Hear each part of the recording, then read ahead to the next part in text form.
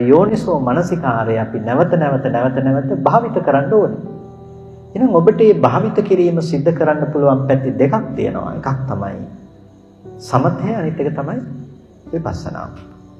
සමතය තුළින් ඔබේ චිත්ත ඒකාග්‍රතාවය ඔබට උපදවලා සතිපට්ඨානය ආදී තුළ ඔබේ මනස පිහිටවීමෙන් සත්පුද්ගල ආත්ම දෘෂ්ටි සහගත භාවයේ ලිහිල් කළා දාන්න. උද්‍යව්‍ය ප්‍රඥාවෙන් ඔබට ලෝකේහි අවිද්‍යාව තියෙනවා නම් ඒ අවිද්‍යාව ප්‍රහාණය කරගන්න අවශ්‍ය ඥානය උපදවනවා. සතිපට්ඨානය තුළ වැඩෙන්නේ මොකද්ද? සමතය. චිත්ත ඒකාග්‍රතාවය වැඩෙන්නේ. ඒ නිසා ඔබට අනලස්ස කම්මැලිකමක් නැතුව සිත පවත්වන්න ඕනේ තැන් දෙකයි තියෙන්නේ. සමත විපස්සනා, ඒකෙදි සතිපට්ඨානයයි විදර්ශනා නෝනයි.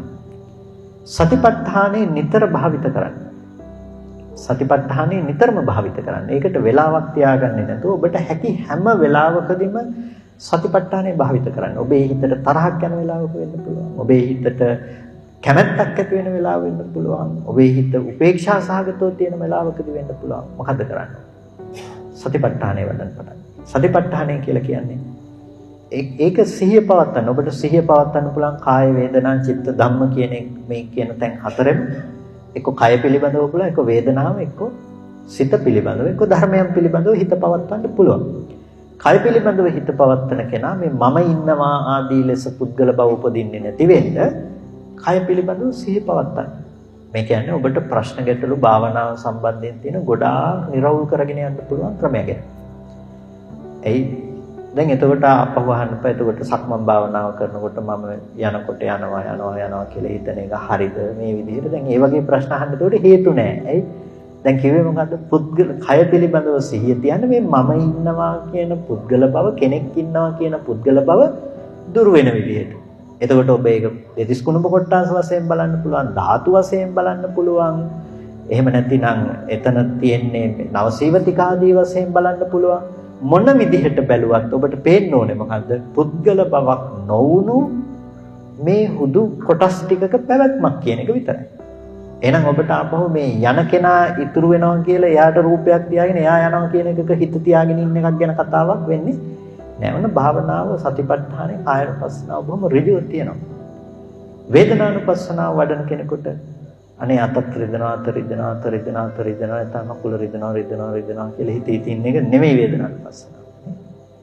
ස්පර්ශ ප්‍රත්‍යයෙන් උපදින යම් වේදනාවක් තියෙනවා නම් අන්නේ වේදනාව කියන ධර්මය ඔබට වැටහෙන්න ඕනේ. වේදනාව අරමුණු කරගන්න පුළුවන්කම තියෙනවා. ස්පර්ශය නිසා ඉපදුණු වේදනාව ස්පර්ශ නිරෝධයටපත් වෙනවා කියන එක දකින්න පුළුවන් මට්ටමට ඔබ වේදනාව කියන ධර්මය ප්‍රකට කරගනිමින් වාසය කරනවා.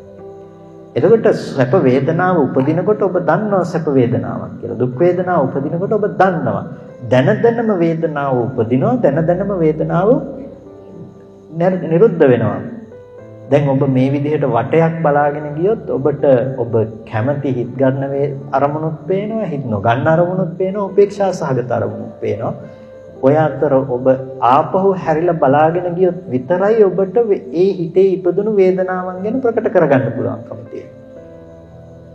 මල් තියනවා, මේ බල්බ් දාලා තියනවා, මේ ලස්සනයි කියලා හිතමින් ඔබ ඒ වටපිටාව බලාගෙන එක රවුමක් ඔබ ඇස් දෙක හරවලා බලනකොට ඔබ කැමැති අකමැති උපේක්ෂා සහගත බව දකින්න පුළුවන්.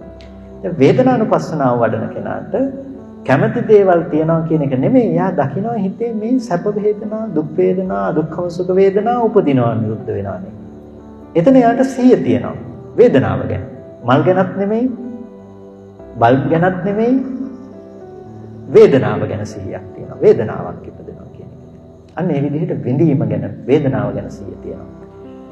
එහෙම නැතිනම් තමන්ගේ හිතේ පවතින උපදින ධර්මයන් පිළිබඳව, තමන්ගේ සිත පිළිබඳව තමන්ට සිහිය තියෙනවා. තමන්ගේ සිත යම් විදිහකටද පිහිටා සිටින්නේ, ඒ බඳු ආකාරයට සිහිය තියෙනවා. එයා ඒ සිහිය ඇතුව එයා අකුසල විතරකයක් නම් අකුසල විතරකයක් ඉපදුනා කියලා දැනගත්තාම ඒක පවත්වාගෙන යන්න බලන්නේ නැහැ. මෙන්න මේ ආකාරයට එයා චිත්තානුපස්සනාව වඩන්න පුළුවන්කම තියෙනවා. ඒ වගේම ස්කන්ධාදී ධර්මයන් පිළිබඳව බලමින් ධම්මානුපස්සනාව වඩන්න පුළුවන්කම තියෙනවා. මොකද්ද මේ කරන්නේ? සතිපට්ඨානයේ හිත පවත්වන එක. ඉතින් දැන් අපි කතා කළා නාම රූප ධර්මයක් කියලා ආශ්‍රව ගෙවන්න කියන එකේ මුලින්ම ඔබට ඒද බලන්න තියෙන මොකද්ද? සතිපට්ඨානය. බලන්න. හැම පේන අරමුණක් කියන එක දිහා බලන්න මේ නාම රූප ධර්මයක් තියෙන තැනක මට මල් ටික කියලා පේනවා. කොයි වෙලාවෙ ඉපදුණු නාම රූප ධර්මයේද මල් ටික උනේ? ටික ඒ මොහොතේම නිරුද්ධ වුණානේ. එතකොට ඒ නාම රූප ධර්මය නිසාම පෙනෙන බව ඉපදුණා නම් ඒ පෙනෙන බව ඉතුරු නැතුව නැති වුණා නම් මම සහ මල් ටික තියෙන්න බෑ ඒක ඇතුලේ. එහෙනම් මේ මම සහ මල් ටික කියන එක හම්බෙන්නේ ප්‍රපංච සංඥාව ඇතුලේ. එහෙම නැත්නම් ඒක නාම රූප ධර්මයේ ඇතුලේ හම්බුනේ නෑ. නාම රූප ධර්මය ඇතුලේ මේ ප්‍රත්‍ය ටික නිසා තුන්දෙනාගේ එකතුව නිසා පෙනෙන බවයි හටගත්තේ. මෙන්න මේ විදිහට පින්නතුනි මේ ධර්මයන්ගේ පවතින යථාර්ථය ගැන ඔබ නුවණ පවත්වන්නේ ධම්මානුපස්සනාව පැත්තෙන්. මෙන්න මෙබඳු ආකාරයට සතර සතිපට්ඨානය තුළ අනලස්ස පුළුවන් තරමක් වාසය කරන්න බලන්න. ඒක තමයි ඔබට ඒකායන මාර්ගයේ බවට පත් වෙන්නේ. වෙන මාර්ගයක් ඇත්තේ නෑ. ඒකායන මාර්ගය.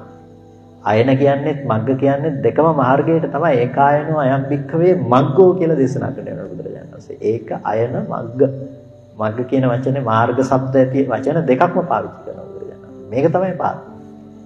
ඔය මොන ධර්මයේ කතා කළත් අන්තිමේට මොතනින් තමයි ඔබට ආශ්‍රව ගෙවන්න තියෙන්නේ.